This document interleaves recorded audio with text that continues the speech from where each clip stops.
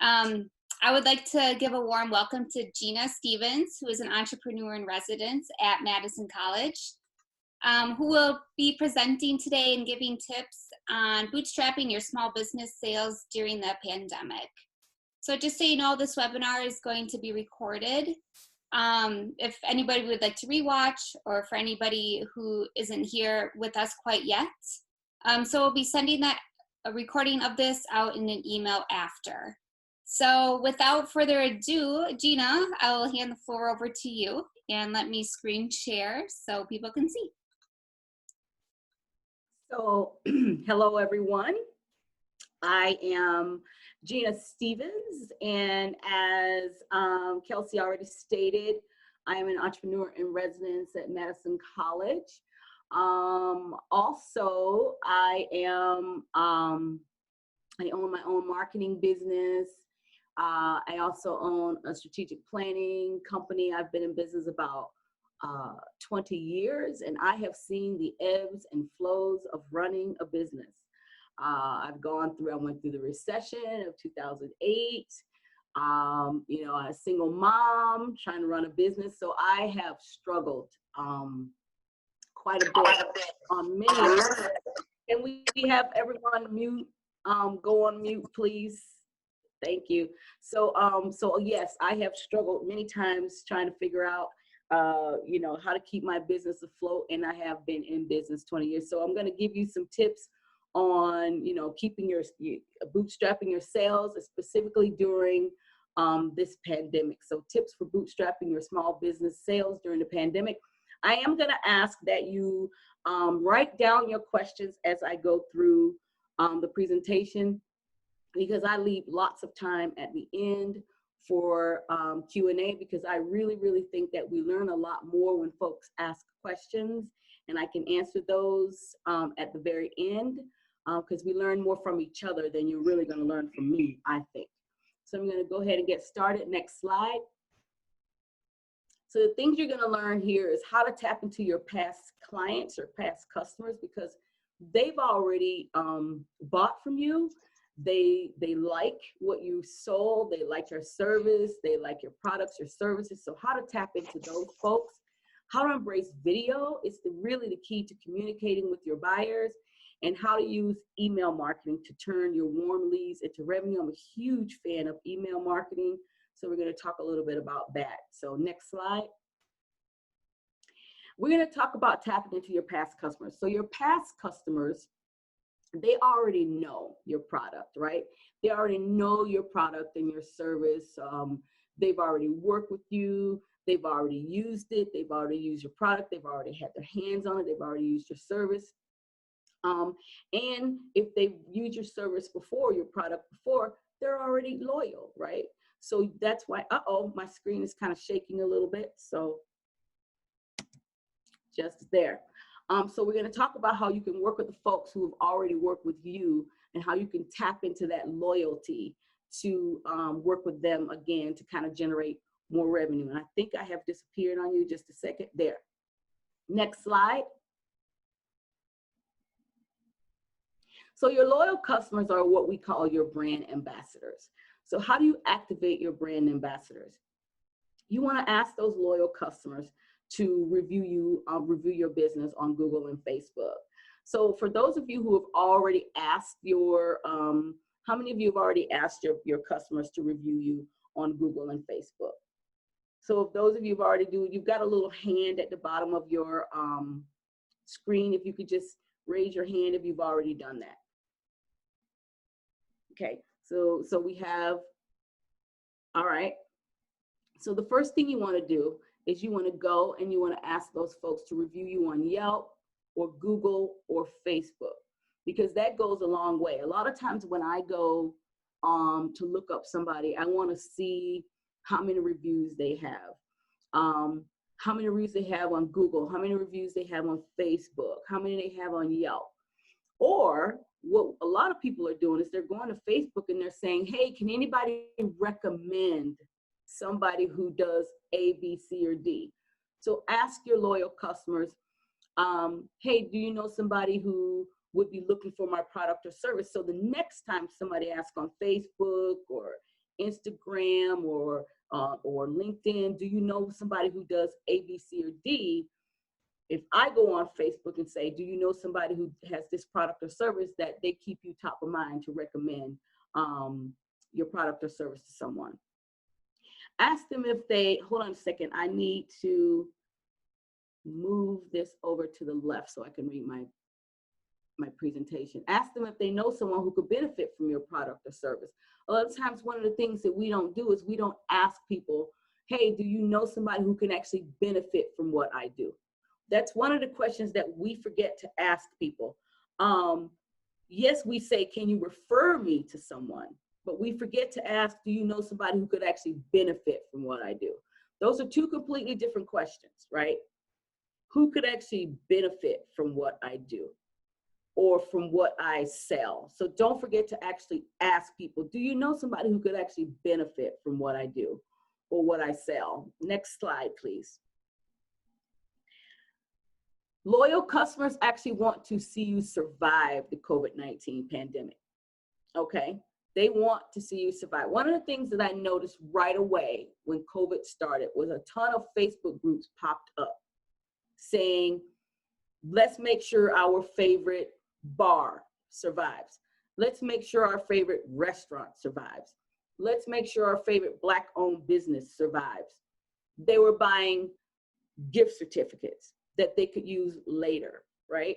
So your loyal customers want you to survive. Ask them if there's a product or service that they need you to add to their product, to your product offerings. So even if there's something that you're not even selling right now, ask them if there's something that you could possibly add to your offerings, because they want to see you survive. They want that. So even if there's something that you're not doing right now, maybe there's something you can add to your service offerings. For example, one of our business owners makes African attire, dresses, head wraps. So what she started doing was making masks. Really simple pivot, but it was something that she added to her product offerings because her loyal customers wanted to see her survive. So what is it that you can add to your product offerings that you could then start selling because your loyal customers want to see you survive? Next slide. Send emails asking your past customers if they're still happy with your product. Use this as an opportunity to remind them that you still need their support during the COVID-19 pandemic. You're going to find you're going to have some customers who are probably not happy with what you sold them or your service. Address those needs, okay? Address those needs, figure out what it is that you can do to tweak whatever the service or the product was, and then fix that, or ask them if there's something that you can add, okay? So that's another one of those things. Send out emails and ask your past customers. You should have those email addresses. If you don't have email addresses, you should have phone numbers. So tap into your past customers. Next slide, please. So another thing we're going to talk about is embracing video. I am a huge fan of video. Video allows people to see you, hear you, and get to know you. And this is why video can help you increase sales during the COVID-19 pandemic. Video can be a little intimidating. You want to make sure your hair is right, your makeup is right, at least I do. I want to make sure my hair is right, my makeup is right. But honestly, you don't really have to go through that much trouble. Next slide. So video, you don't have to go through that much trouble. You can use simple technology. A smartphone works great. I went out and bought all of this equipment, lighting, I fell for all of those ads on Facebook that says you need this perfect lighting, these perfect tools and all that, because I'm a perfectionist. But honestly, you can use simple technology, a smartphone. You can stack your camera up on a bunch of books if you want to. Short videos work best. I try to keep my videos, less than 5 minutes. It's best to just be yourself, honestly. In the very beginning, I tried to be very, professional and use this, very, what I call academic, very buttoned up, approach to doing my videos, but honestly, it's really not me. And when people watch the videos, I felt like the video was very flat. It didn't feel very enthusiastic. It didn't really feel like even I believed in what my product or my service was. And so the videos didn't perform very well. So it's best to be yourself, because you can't really sell your product or your service if you're really not being yourself. So it's best to be yourself and be very specific when you produce your content. Are you just hop on and say, this is what I want to talk about? I just want to talk about my GoFundMe campaign. That's what I'm talking about. I'm introducing a new product. That's what I'm talking about. Just be very specific when you produce your content, because you want to be in and out within 5 minutes. Next slide. Develop a plan before you start your video, okay? So know exactly what it is you want to talk about, the point of your video, what your call to action is going to be. Figure that out, do the video, and bounce, okay? One of the things that I've figured out when I get ready to do video is that if I don't know exactly what it is, what the reason is for doing the video, it'll take me 2 hours to do a video. One, because I didn't write a script, or at least a general script, and I have no idea why I'm doing the video. So it'll take me 2 hours to record a 5-minute video. So you really want to develop a plan. Be consistent with publishing your content. You want to, whatever you consider to be consistent, if it's 1 video a day, 1 video a week, 1 video a month, be consistent. So when you're developing that plan, a part of your plan is how frequently are you going to be publishing video. I also want to suggest that you go live. Go live, make that a part of what your plan is going to be. How often are you going to go live? People want to be able to engage with you. They're going to want to be able to ask you questions real time. They're going to want to be able to talk to you real time.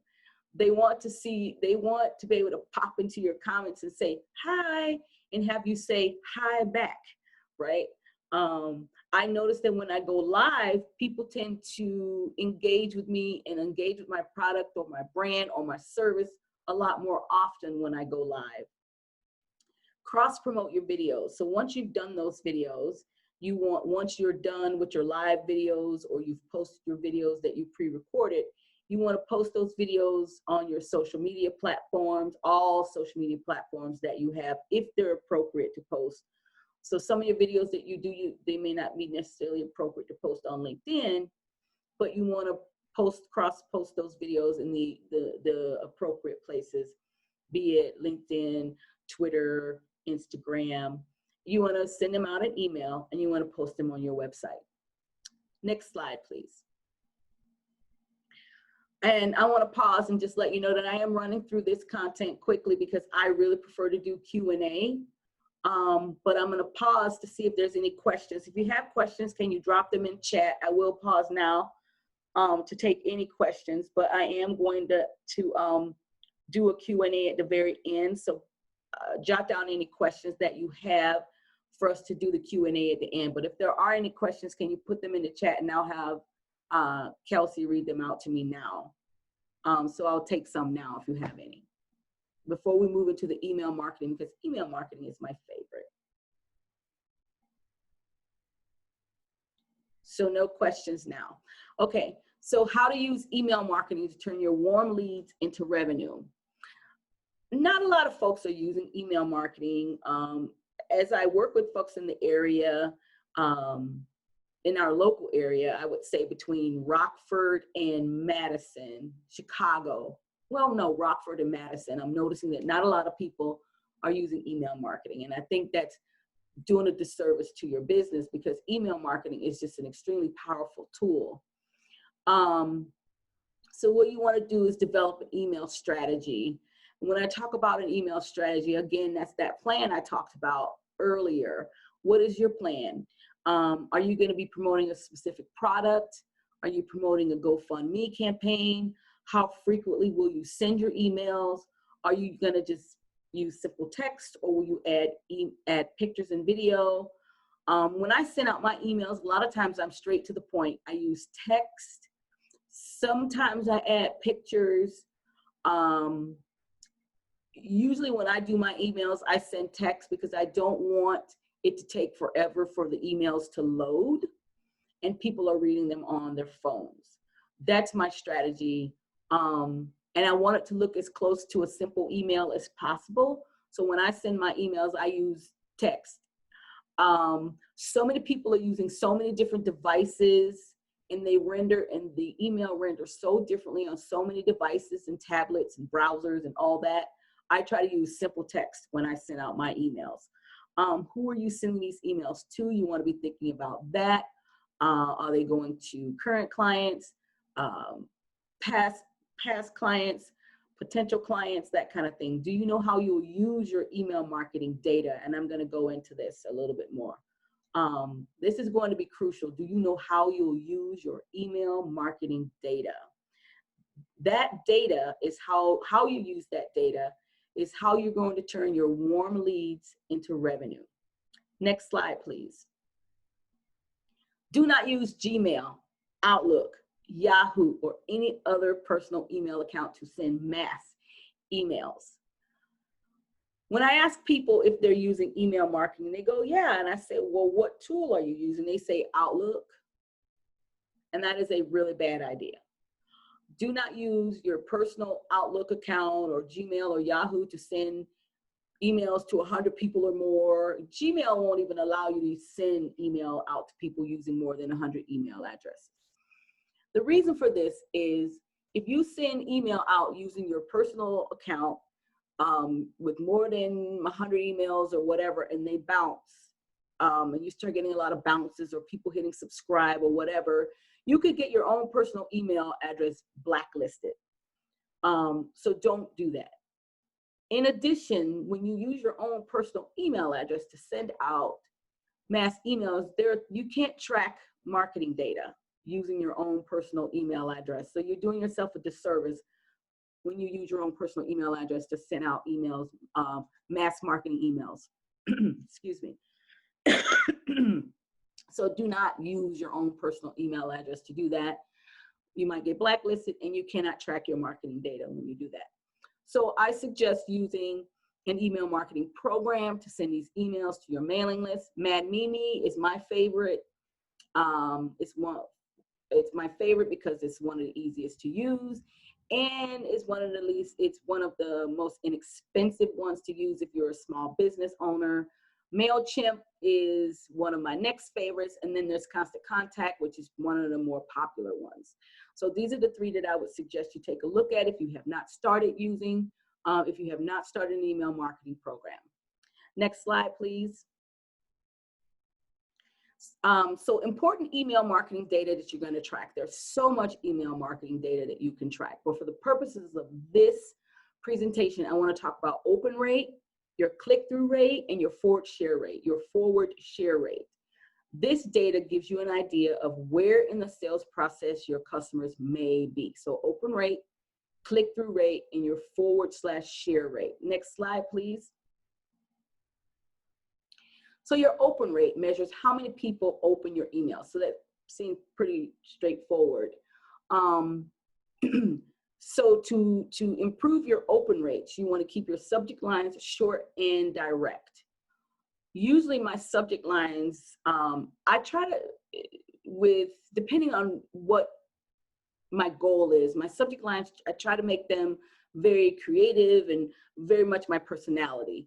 So I try to make them very punchy and very funny and creative with my subject lines. And typically when I make my subject lines like that, my open rates are really high. If it's about a webinar or something like that, it's to the point what the webinar is about. So I keep my subject lines short and very direct. I do test various subject lines to see what works best, and I don't use all caps. So the way this text is formatted on the screen, the keep subject lines short and direct, test various subject lines, and don't use all caps, that is exactly how I format my subject lines. One of the things I've noticed about the Joe Biden campaign is that he lowercases all of his subject lines. So the word don't Don't use all caps. It's actually lowercase. I'm not quite sure why he does that, but I noticed it's a strategy that he uses. Not quite sure why. Another thing I noticed that folks are using is that they're putting emojis in their subject lines. The data shows that when you use emojis in your subject lines, that the open rate is higher. I'm not sure why that is. I don't use emojis in my subject lines, but apparently emojis in your subject lines actually has people open your emails more. I have not tested that, but that's what the data shows. You might want to test that. Next slide, please. Your click-through rate measures how many people clicked on the links in your email. One way you want to raise your click-through rate is you want to include links throughout your email. So if you're talking about, for example, if you're talking about a webinar, wherever you mention the webinar, you want to have a link at the top, in the middle, at the end. So scatter those links throughout the email. Consider adding images with a clear click-through call to action. Make it very clear that this is the link, and put it throughout the email. One of the things I want to caution you about, do not put bit.ly links in your email as a bit.ly link. So if you're going to put a bit.ly link in your email, you want to not put it in there as bit.ly.com. You want to actually use it as use the word click here and code it instead of putting it as a bit.ly. The reason is when you put bit.ly links in your emails, they get sent to spam, okay? So don't put it in there as a bit.ly link. You actually want to code it as a click here. So I can explain that later if I wasn't clear about that. Caution, click-through rates are typically much lower than open rate. So if you open your email statistics and you see, oh my gosh, my click-through rate is really, really low, that's okay. That happens. Click-through rates are usually much, much lower than your open rates. And all of what I'm saying, it's going to make sense here in the next few slides. Next slide, please.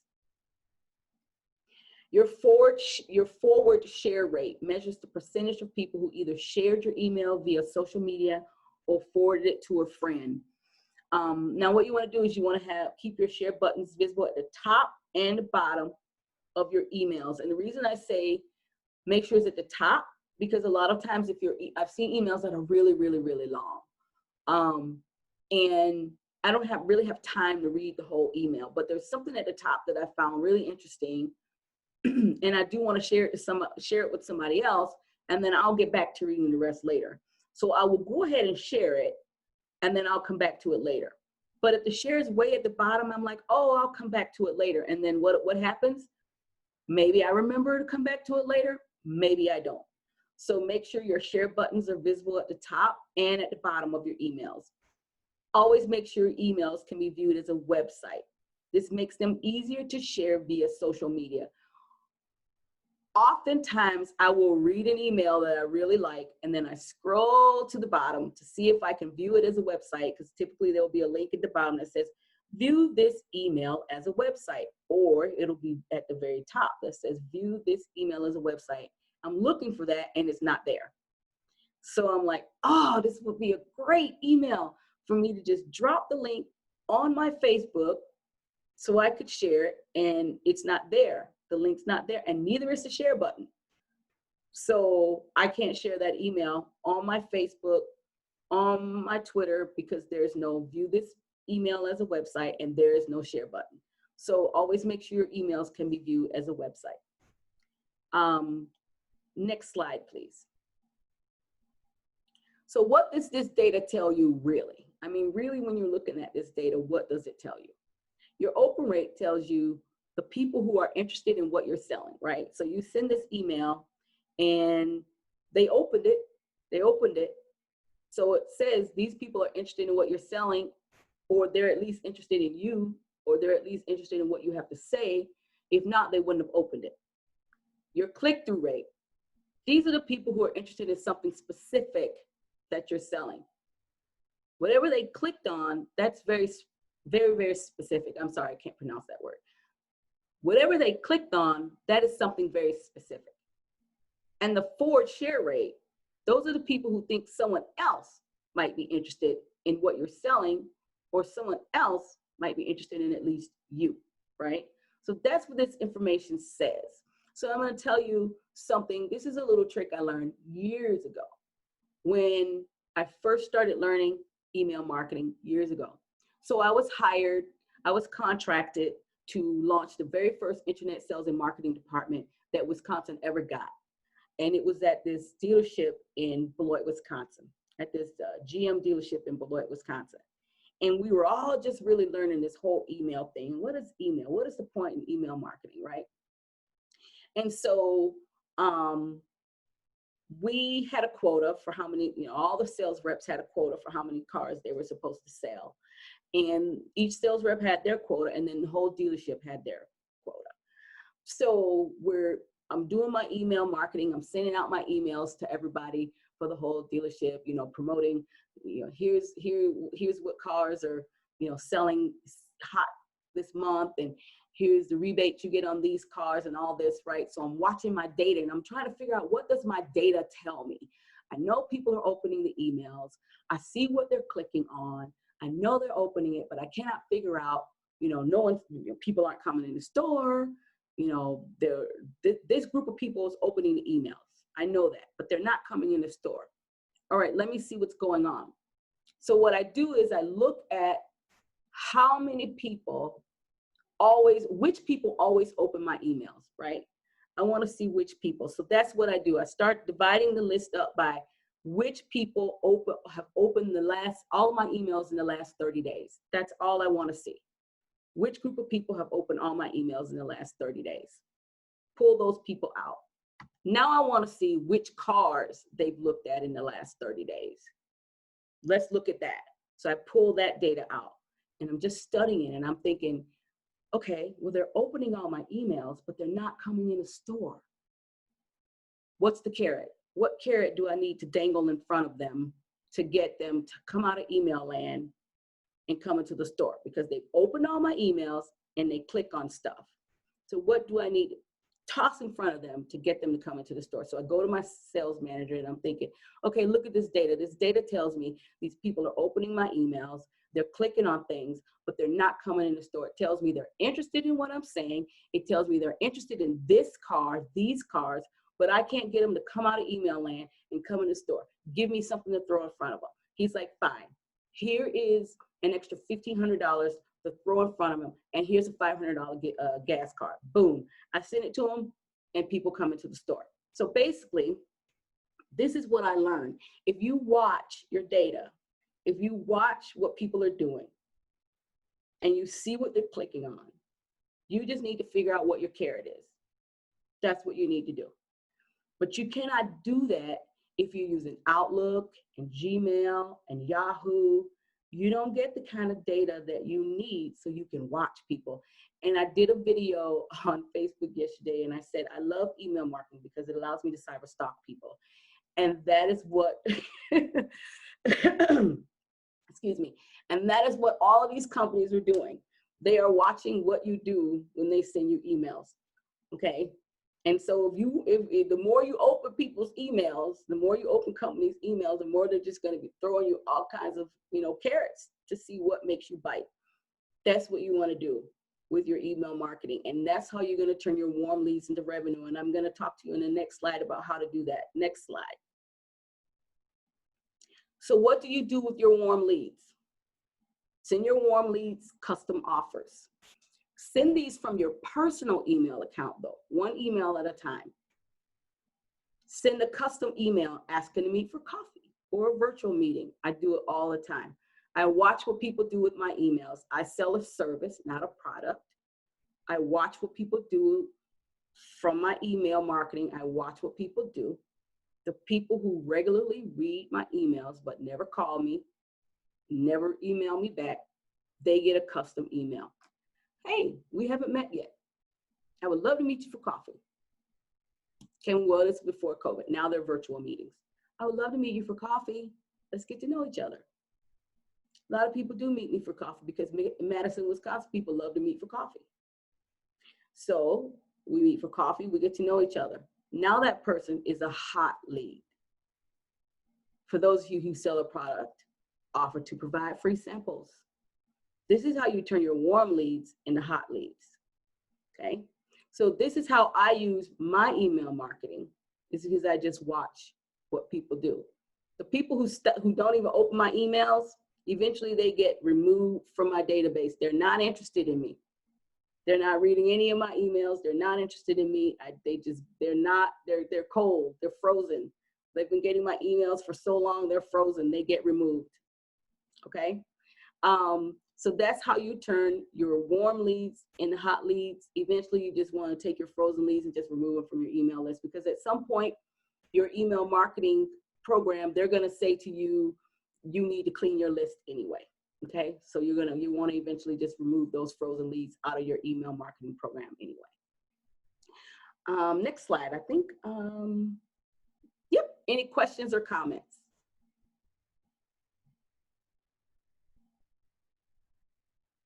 So questions, comments in the chat?